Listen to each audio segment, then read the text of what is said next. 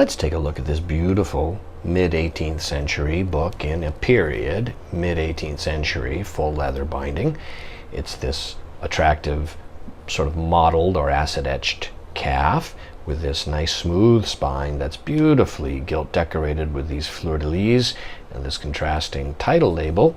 We notice that the joints are cracked, or at least the front one is, but the binding is still very firm, tight, and sound. As typical for books of this era, they can be close to indestructible.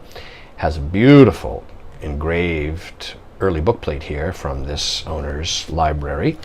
It is a very interesting imprint.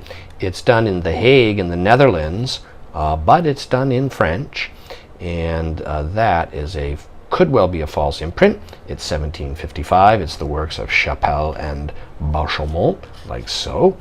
And you'll notice that the typography within it is quite nice. There's quite a variety of typefaces going on here. This is quite sophisticated typesetting.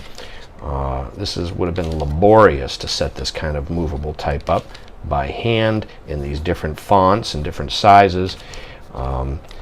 Yes, this is a very nice typographically done book, like so. Okay.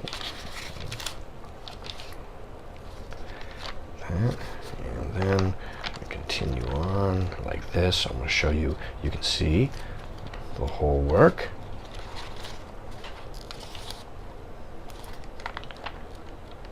Yeah, it's very, very nicely done. It's got a very pleasing layout to it. There are numerous small little woodcut devices scattered throughout the work, typically as chapter tail pieces like this. There's numerous of them. It's on, of course, period handmade paper of the era.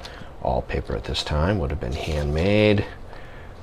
If you think about the amount of labor that went into the construction of a book like this, the binding, the paper making, the typesetting, the press work, the hanging of the sheets to the pressing, the binding, the cut, it's really mind-boggling what lies behind a production like this.